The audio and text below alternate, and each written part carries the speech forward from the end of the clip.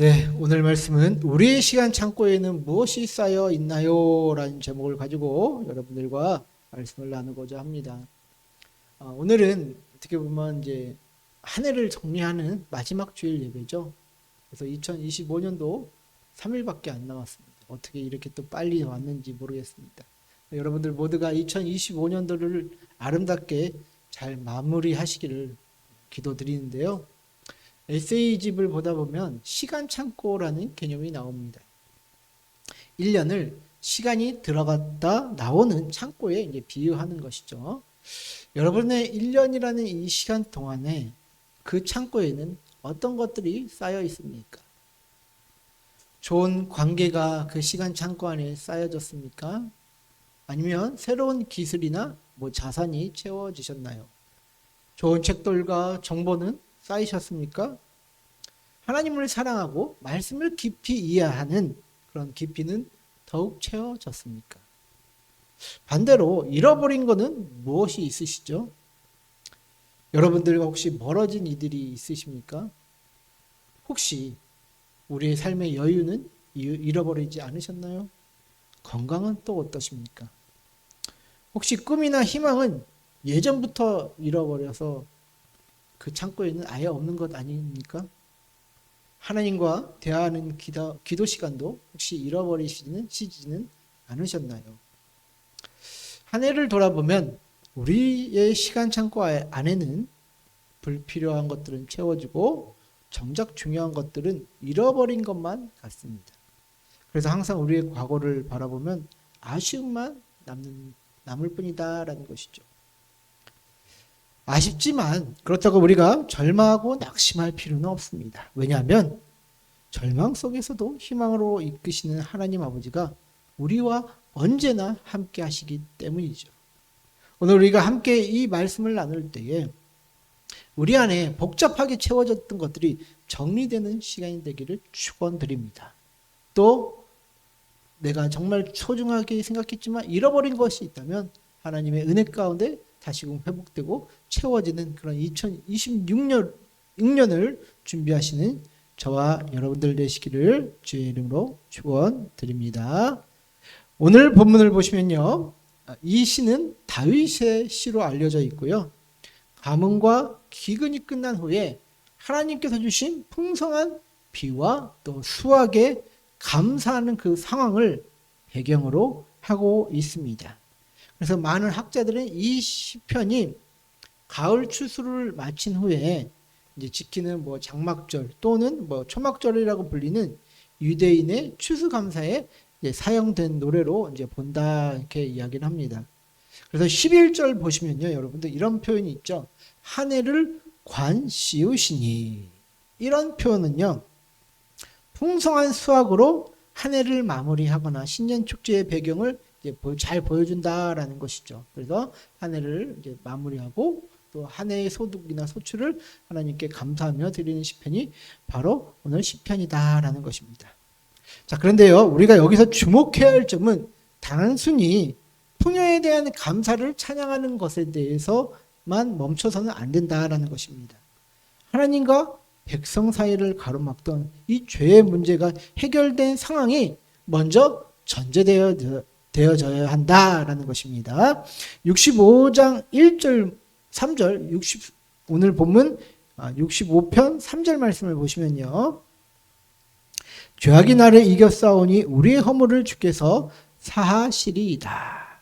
지금 다윗은 분명히 죄로 인해 자신들이 무너졌음을 인정을 합니다.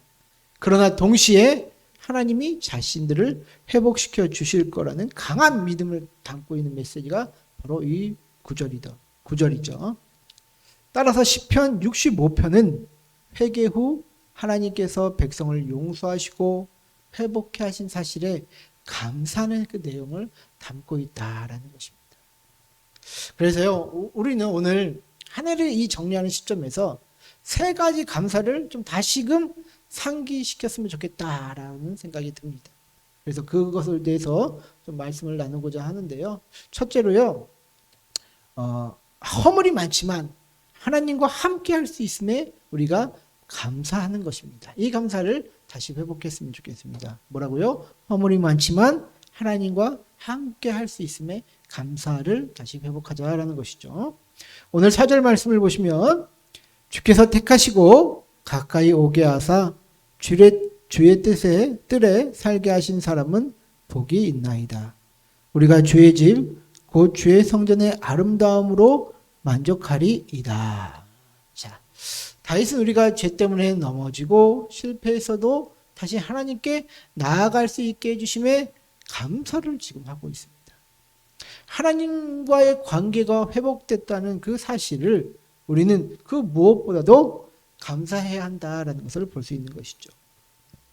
그 심리학자 이제 존 카트맨이라는 사람이 있는데 이 사람이 이제 부부 관계를 이제 뭐 40년 동안 이제 연구하면서 이제 이들이 이제 부부 관계에 있어서 이제 파경에 이르는 가장 큰 징후는 경멸을 꼽더라고요. 경멸.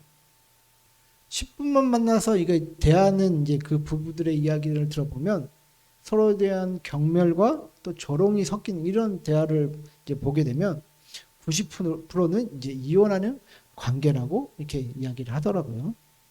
그만큼 이처럼 경멸이란 상대방보다 자신이 우월한 존재라는 생각 때문에 상대방을 무시하고 깔아뭉개고 그렇다 보면 아예 관계적 개선, 소통하려는 노력을 하지 않는다라는 것이죠. 그러나 하나님은 어떻습니까? 다르지 않습니까? 우리가 매번 반복되는 죄에 빠지지만 그런 자들을 사랑하고 감싸주신 것이 하나님이다라는 것이죠. 저 하찮은 인간들 맨날 죄나 빠지고 멍청한 저 짐승 같은 놈들 이렇게 하시지 않는다라는 것입니다. 우리들의 삶을 존중해 주시고 안아주신다라는 것이죠. 가끔씩 설교를 이렇게 듣다 보면 하나님이 우리를 경멸하시는 것처럼 들릴 때가 있습니다. 그러니까 설교자가 이제 말을 잘못 정해서 그렇게 들려진다라는 것이죠. 그러나 하나님은 사람을 경멸하시는 것이 아니라 우리의 죄와 허물을 경멸하신다라는 것입니다. 회개하는 자들은 하나님께서 언제나 안아주십니다. 그렇게 우리는 복 있는 자들이다라는 것입니다. 돌아갈 곳이 있는 자들이기 때문에 우리는 분명한 복이 있다라는 것이죠. 여러분 성경 창세기를 보시면 아담과 하와는 그 좋은 에덴 동산에서 쫓겨났고 돌아갈 곳이 없었습니다. 하나님의 은혜로 산다 하지만 그들은 삶의 고뇌와 또 슬픔의 연속이었음을 우리는 보게 됩니다. 그러나 우리는 다릅니다. 성령으로 말미암아 하나님과 연합된 존재들이다라고 성경에서는 분명히 얘기하고 있습니다. 우리가 그래서 좀만 더 하나님께 귀를 기울이고 그분께 좀만 더 나아가려 한다면 더 세심하게 하나님의 음성을 듣고 하나님의 그 뜻을 발견할 수 있다라는 것이죠. 그만큼 하나님은 세심하게 우리를 안아주시는 분이십니다. 여러분 우리가 일상적으로 이제 살면서 매번 이제 작심삼일하면 실패하는 습관들이 많잖아요. 하물며 우리의 영적인 삶은 어떻겠습니까? 그럼에도 우리는 실패해도 하나님께 나아갈 수 있는 그 은혜가 있기 때문에 우리는 복이 있다라는 것이죠. 그리고 하나님은 그렇게 연약하고 부족한 우리들을 인정하시고 항상 도우시고 또 아버지 되시는 입장에서 우리를 항상 격려하시고 도우신다라는 것입니다. 그 은혜가 있기에 우리의 한 해가 영적인 어떻게 보면 실패 가운데 있었다 하더라도 감사함으로 회개하며 하나님께 마음을 돌이켜야 합니다. 그래서 우리의 연말은 감사가 있는 한 해가 된다라는 것이죠. 우리의 시간 창고에 있는 부정적인 것들, 하나님께 하지 못한 것들, 영적으로 실패한 것들이 많을 수도 있습니다. 그러나 하나님께 회개하며 나아갈 때에 하나님께서는 그 모든 것들을 치워주시고 다시금 안아주신다라는 것이죠. 우리는 이 은혜의 기억들, 또 이 은혜에 감사할 것들을 다시금 회복하시는 저와 여러분들 됐으면 좋겠습니다. 또 한 해를 정리하는 시점에서 두 번째 감사는 혼돈스러운 세상 속에서도 질서를 잡아주심에 감사하자라는 것입니다.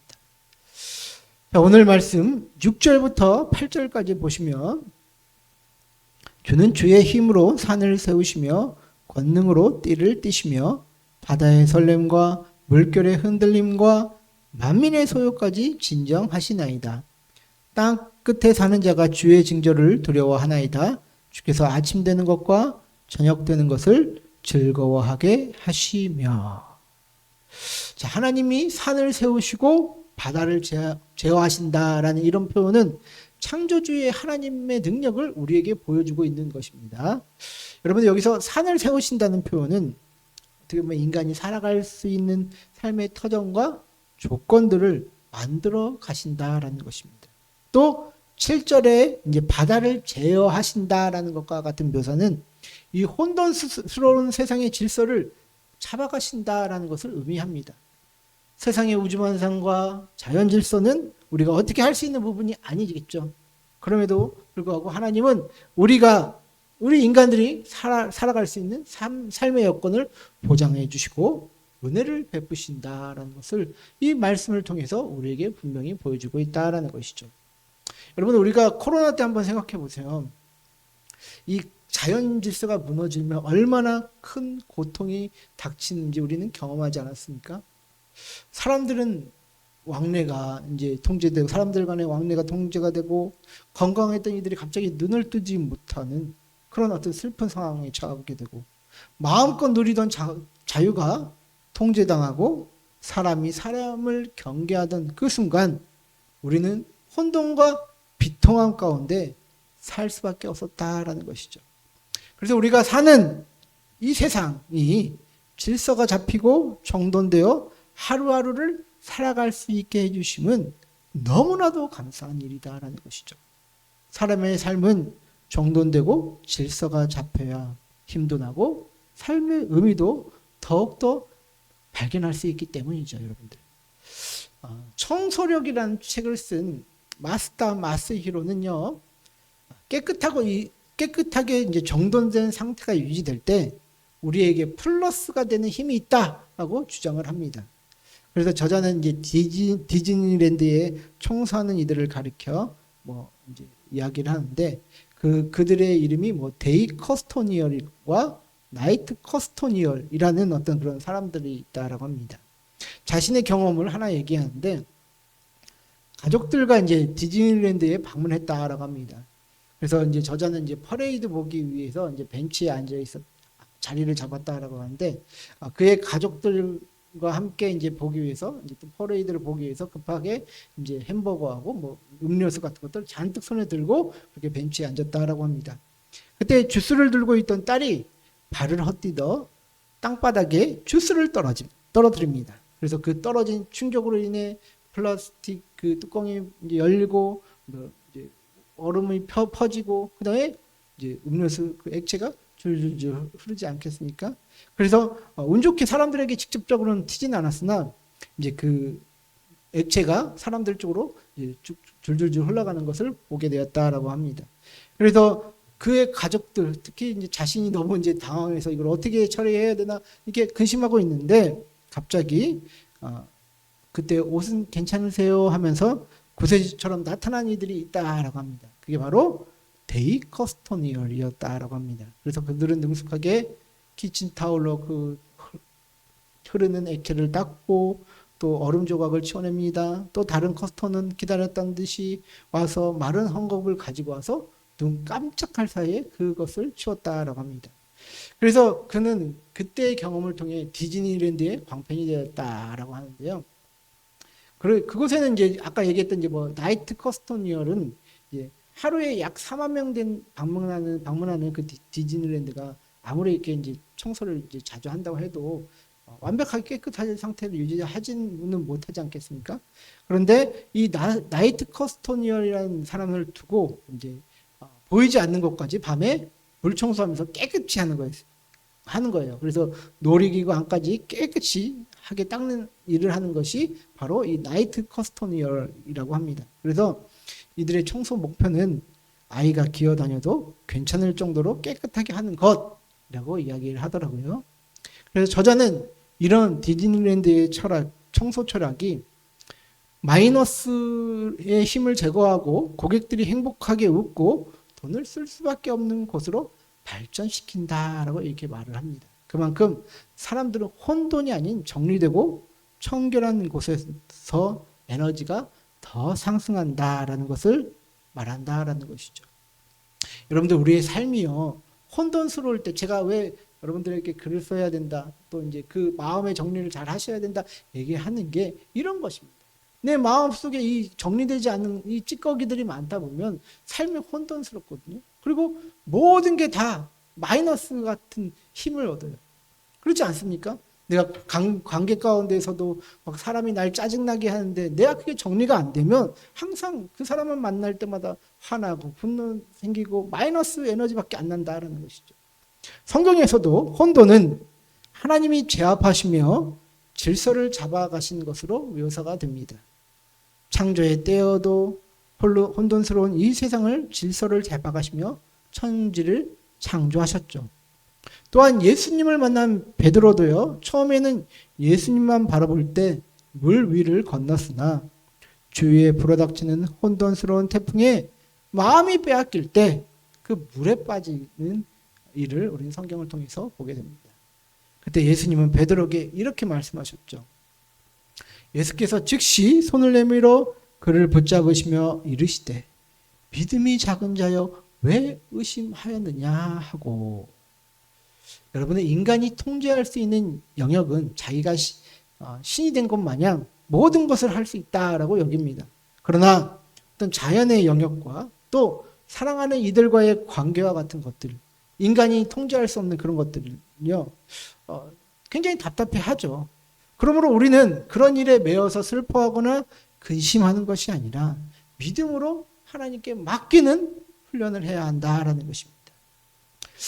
참 이 그리스도인들이 참 재미있는 사람들인지 여러분들 아십니까? 저는 그리스도인들이 참 어떻게 보면 재미있는 상황에 처한 사람들이다라고 생각이 들어요. 왜냐하면 성도가요, 나는 할 수 있다를 믿는 사람들 아닙니까? 그런데 동시에 내가 할 수 없음을 또 고백하는 자들입니다. 그렇잖아요. 그죠? 역설적인 어떤 그 센텐스를 가지고 살아가는 자들이 그리스도인들이다라는 사람들입니다.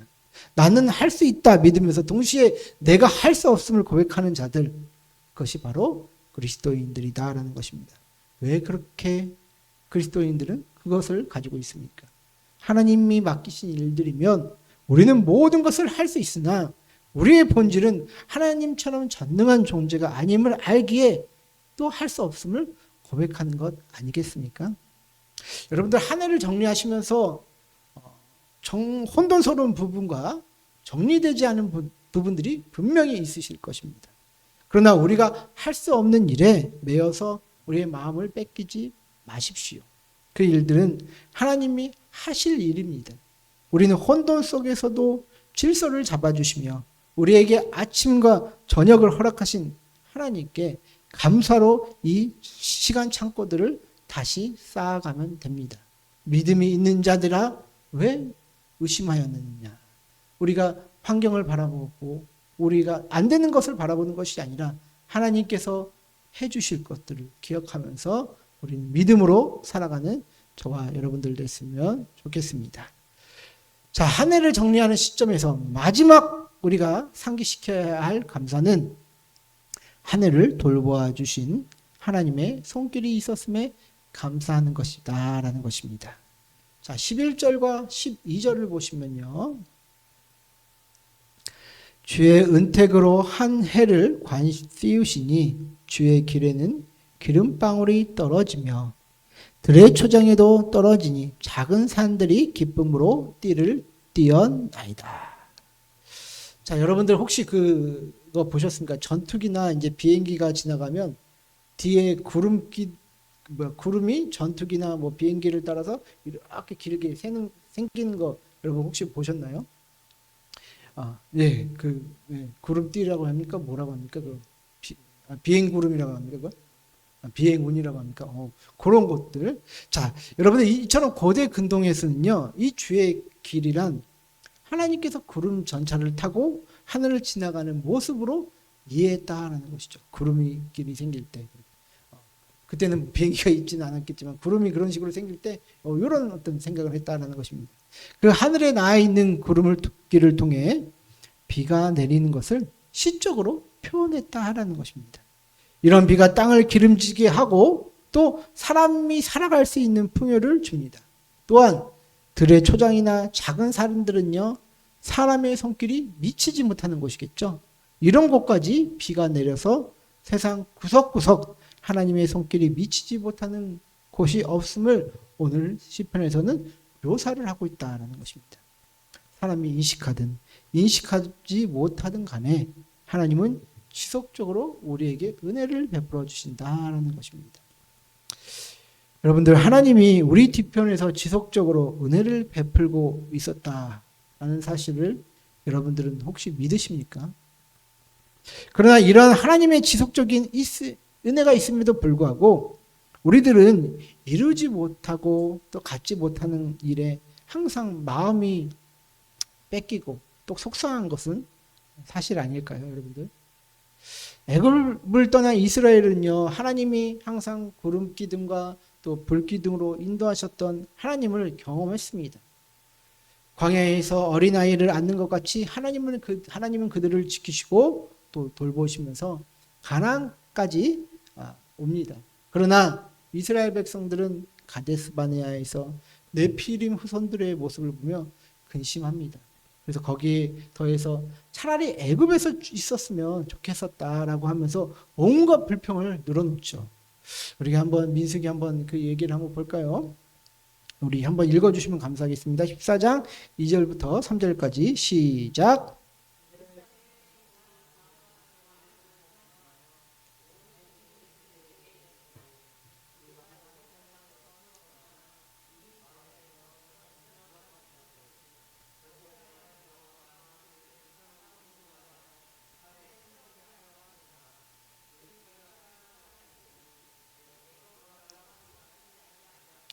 아멘. 자, 이스라엘을 위해서 여태까지 싸웠던 하나님의 그 놀라운 일들과 능력은 기억하지 못하고 지금 이스라엘 백성들은 눈앞에 있는 그 네피림 후손이라는 그들 때문에 그 장애물 때문에 지금 이런 말을 하고 있는 것입니다. 오히려 자신들을 종살이에서 건져준 하나님과 모세를 원망하며 또 죽이려며 달려드는 것이죠. 이런 이스라엘을 향해 하나님이 뭐라고 말씀하신지 아십니까? 이렇게 원망하고 불평한 이들, 하나님께서 그들을 인도하신 것들을 기억해내지 못하는 이들을 향해 하나님께서는 민수기 14장 11절에 말씀하십니다. 함께 읽겠습니다. 시작. 여호와께서 모세에게 이르시되 이 백성이 어느 때까지 나를 멸시하겠느냐? 내가 그들 중에 많은 이적을 행하였으나 어느 때까지 나를 믿지 않겠느냐. 아멘. 여러분, 우리는 하나님을 자주 멸시하는 삶을 산다고 생각 들지 않습니까?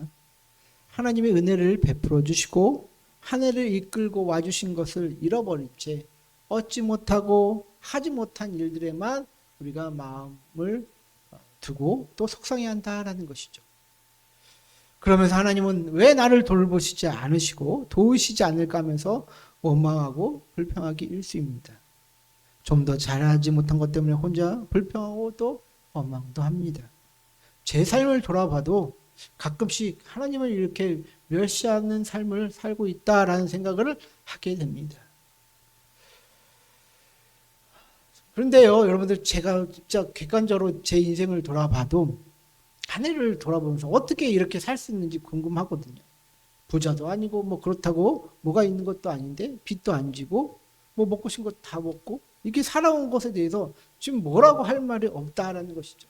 그만큼 하나님의 은혜가 내 안에 가득한데도 내가 이루지 못한 것들, 뭐 내 눈앞에 보이는 장애물들, 이런 것들 하면서 원망과 불평을 하면서 하나님을 지금 멸시하고 있었던 삶을 살았구나라는 것을 깨닫게 된다라는 것입니다. 여러분들도 그런 부분들이 있으실 것입니다. 삶의 구비구비마다 하나님의 손길이 안 미친 곳이 없습니다. 그러나 우리는 그것은 잊은 채 우리가 잡지 못하고 또 하지 못한 일들에 대해서만 전전긍긍한다라는 것이죠. 역발상의 지혜라는 뇌과학 서적이 있습니다. 그곳에서는요, 감사를 해야 하는 그 이유를 뇌과학적으로 설명하고 있거든요. 한번 들어보세요. 제가 한번 읽어드리겠습니다. 피험자들에게 5분 동안 감사의 기억을 떠올리게 했더니 심박수가 감소하면서 뇌에서 휴식 상태, 뇌 네트워크의 기능 연결성이 강화된다는 것을 발견했다. 반대로 5분 동안 원망의 기억을 떠올리게 했더니 심박수가 불안정하게 증가하면서 뇌는 인지 활동이 많을 때 작동하는 뇌 네트워크들의 기능 연결성이 강화되었다. 다시 말해 감사는 부교감 신경계를 자극하여 뇌의 안정과 몸의 이완을, 반대로 원망은 교감 신경계를 자극하여 뇌의 피곤과 몸의 긴장을 일으켰다. 우리 연구의 또 다른 특징은 감사와 원망의 과제를 끝낸 이후 각각 5분, 즉 그런 과제 수행 이후에 뇌를 어떻게 변화시켰는가도 측정했다. 그 결과 감사 과제를 끝낸 후에는 쾌감 보상 회로 연결성이 증가하고 부정 감정을 처리하는 신경 회로의 연결성은 감소하였는데, 반대로 원망 과제를 끝난 후에는 이런 현상이 나타나지 않았다. 이 결과는 감사 체험이 뇌를 긍정적인 방향으로 변화시킨다는 것을 실증한다. 반복적인 감사의 습관이 감정 조절과 내적 동기를 증진시키는 방향으로 뇌의 기능적 연결성을 변화시키기 때문에 이런 훈련의 지속이 바로 건강한 마음 가꾸기가 될 수 있다. 일상에서 원망이 우리를 지배할 때 잠시 다른 시각으로 세상 보기 훈련을 해보자. 자, 결국에는 이 말이죠. 원망과 불평이 가득하면 이 뇌가 오히려 더 활성화되기 때문에 항상 몸의 긴장도를 유지하고 그리고 계속 피곤한 상태를 만들 수도 있다라는 것이 어떻게 보면 이 뇌과학자들이 이야기하는 바입니다. 그러나 우리가 감사와 이렇게 사랑을 항상 표현하게 되면 이 뇌가 어떤 이제 호흡이나 이런 것들을 정상으로 만들고 이제 몸을 이완시키는 그런 기능이 있기 때문에 몸을 편안한 상태로 만든다라는 것이죠. 제가 예전에 이걸 이제 본 책인데 이제 그 블로그에 기록만 해두었는데 지금 다시 보니까 이거 새롭게 깨닫게 되는 것들이 있더라고요. 결국 내가 이렇게 피곤한 것도 어떻게 보면 이제 항상 긴장하고 원망하고 그런 마음이 있어서 그런 거 아닌가라는 어떤 생각이 들더라고요. 결국 원망과 불평은 우리 몸의 신경을 자극하고 흥분시켜서 계속 피곤할 수 있다라는 것을 저는 이 얘기를 통해서 깨닫게 됩니다. 이렇게 되면 건강도 당연히 나빠지는 거 아닐까요, 여러분들? 요즘에는 오히려 믿지 않는 자들이요, 감사하고 마음의 평안을 갖는 그런 수련을 더 많이 하는 것 같습니다. 그러나 그리스도인들의 하나님이 영원히 함께 하시고 구석구석 돌보시고 계신다는 것을 자주 잊어버리니 감사와 평안은 항상 잃어버리고, 그리고 그렇게 살다 보니까 신앙생활 할 때 항상 긴장하고 짜증나고 원망하고 불평하고 그런 것들이 더욱더 늘어가지 않나라는 생각을 하게 됩니다. 그래서 여러분들 신앙생활에 혹시 힘들다면 우리 안에 감사를 잃어버린 것이 아닌지 한 해를 돌아보며 우리의 시간 창고에 지금 이 교회를 향한, 하나님을 향한 그 창고가 불평과 원망과 미움과 시기로 또 의심으로 쌓여져 있지는 않은지 다시 한번 돌아보는 한 해가 되었으면 좋겠습니다. 사랑하는 성도 여러분들, 우리가 한 해를 정리하자면 얼마나 많은 말을 할 수 있겠습니까? 그러나 우리가 안 되고 채우지 못한 것에 집중하는 것이 아니라 함께 하신 하나님께 집중하는 저와 여러분들 되었으면 좋겠습니다. 지나온 우리의 시간 창고에 하나님의 은혜를 기억하며 채우시길 바랍니다. KK 묵은 욕심과 탐욕들은 집어 던지고 지금껏 채우셨고 앞으로 채우실 은혜를 기대하며 2026년 새해를 맞이하게 되시는 저와 여러분들 되시기를 주의 이름으로 축원드립니다.